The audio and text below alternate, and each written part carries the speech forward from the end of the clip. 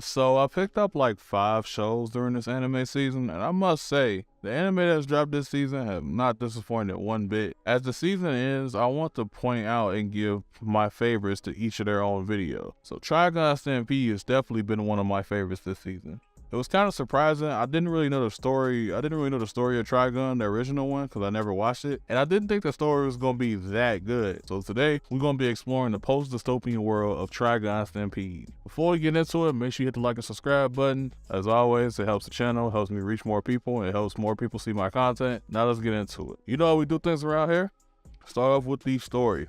The story of this show is shockingly good. I don't know if this has anything to do with the original, and to be honest, I really didn't watch it. But regardless, this story is phenomenal. The story follows our main character, Vash, who is an outlaw that has a huge bounty on his head. He's said to bring destruction with him everywhere he goes, but it's not what it sounds like. He really just wants to help people. And the only reason he brings destruction is because he's constantly getting pursued by his past and his twin brother, 𝐼, who goes by Million Knives now. As he's on this journey, he's accompanied by 2 reporters named Meryl and Roberto, and later on, they're joined by a mercenary named Nick D. Wolfwood, who claims he's an undertaker or a priest. This whole show is basically them following Vash around as he tries to go around and help people.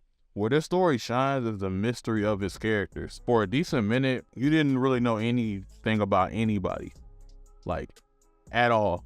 Even Vash himself, until like it was completely necessary to share their backstory, which I think is really cool. Their timing is pretty much perfect every single time. And what makes it better is the actual backstory of the specific characters is always interesting and always pushes the story forward without being interruptive. Like, it doesn't slow things down too much.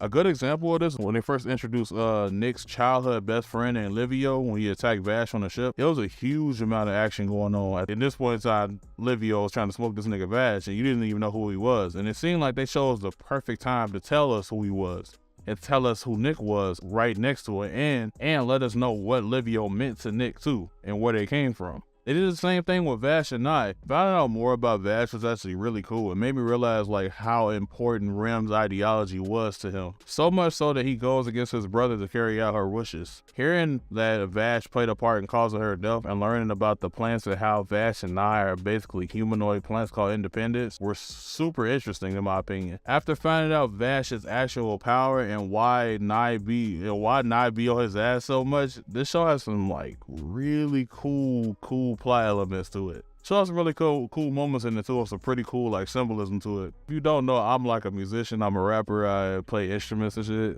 I try to play instruments and shit. So I'm really like versed in music. There's this one scene that's like genius to me towards the end of the show. It shows 𝐼 playing the piano as a kid, and he's only really playing the treble part of the song, which is primarily the right-hand side of the piano, until Vash joins and sits on the stool next to him and plays the bass part, which is the left-hand side of the piano. They show them playing for a little while, and then it cuts to 𝐼 as an adult playing the same song, but he's learned how to play it as if it was still both of them playing it like when they were kids. Like, it maybe just be me thinking too hard, but I think that's super symbolic and that's super cool. That's a super cool way to show some symbolism. I think that song reminds him of Vash, and every time he plays it, that bass part along with the show part, it reminds him of how the times were before they separated and grew apart. I'm definitely looking at like a really small, minute detail, but I think if they meant that, that is super cool, and I really wonder if I missed anything else like that in the show. The ending of the first season was really good, man. The Vash versus 𝐼 fight was really good. The whole 𝐼 messing with Vash's memories bit was really good. Like the imagery of that shit, like most of the shit looked amazing. It's just it was epic, bro. It was a really good way to end a really like good season. I can't wait what they have in store for season 2. I really want to know what happens from this point forward, and I definitely have a lot of questioning and a lot of curiosity. I really hope season 2 gets announced like very soon, because I really like this show. Now, let's move on to the characters and character interactions. The character writing in this show is pretty great. I like the majority of his characters in this show. I also really like 𝐼 and Vash's dynamic. It reminds me a lot of Dante and Virgil's relationship from the Devil May Cry games. And anything that reminds me of Devil May Cry is always gonna get extra points. One of my favorite games of all time. Vash is goated. He's just a really like nice nigga with a very messed up childhood. He honestly just like me for real. But see him constantly try to do good, even though it seems like every time he tries, it turns to shit. It's actually like really relatable. It makes him feel way more human than he actually is since he's a plant. He's on the complete opposite side of the spectrum of his brother. He just don't have it in his heart to become a villain no matter what he goes through. He really has faith in Rem's belief. He still sides with the humans, even though the humans can do some shitty things sometimes. And humans in this world are no strangers to messing up everything. Overall, I think Vash is a phenomenal character. I think they wrote him to be super likable.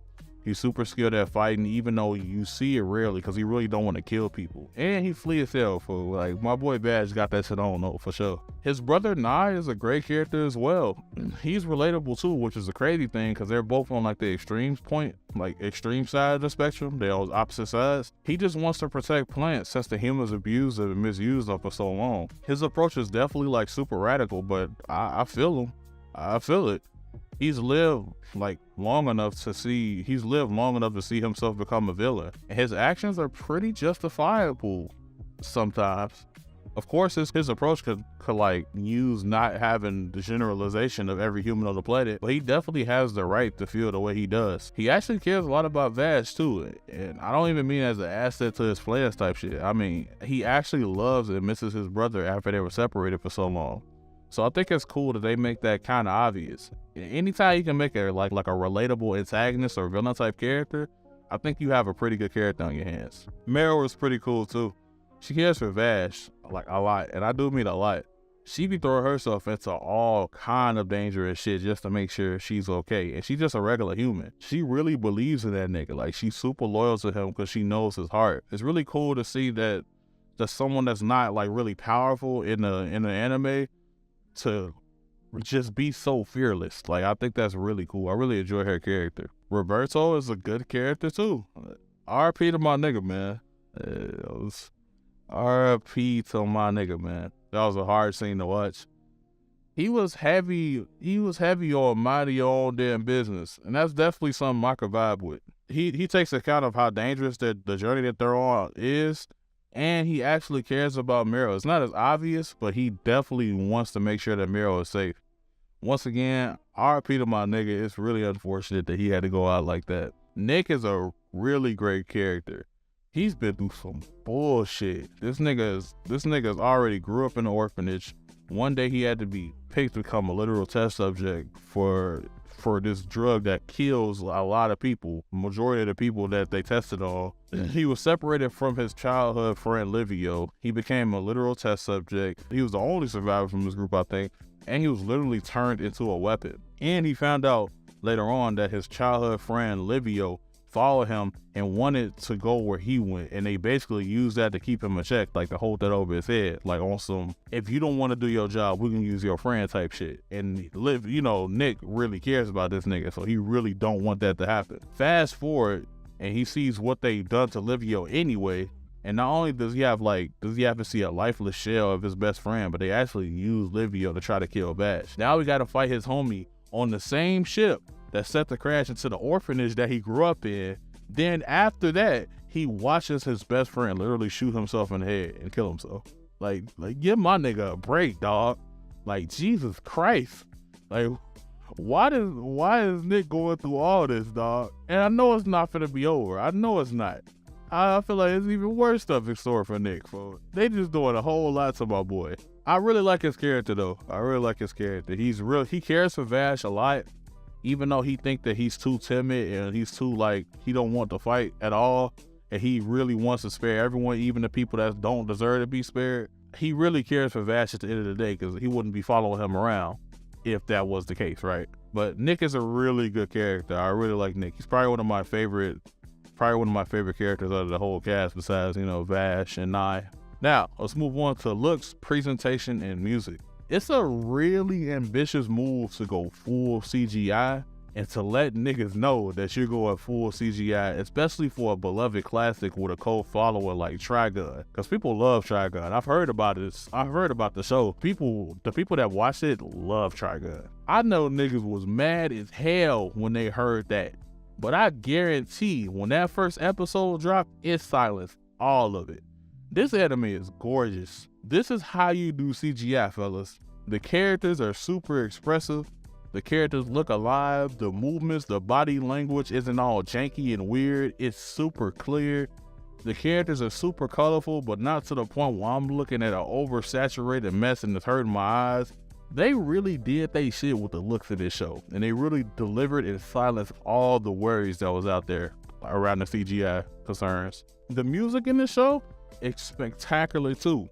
The OP is fire. Unfortunately, I can't find it on Spotify. This anime uses a lot of grand piano music at the perfect time, and it's really important scenes too.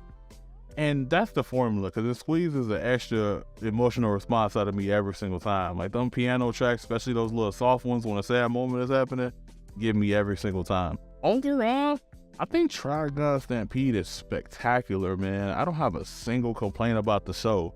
They really killed it. The story is super interesting. The characters are super likable and have a great amount of mystery around them and have a great amount of depth to them, to the point where you actually want to know more about them. It's always cool to me when they don't reveal anything about the main character. I was really like 8 episodes in. I was still looking at Vash like, damn, dog, who is this nigga? The story was phenomenal, man.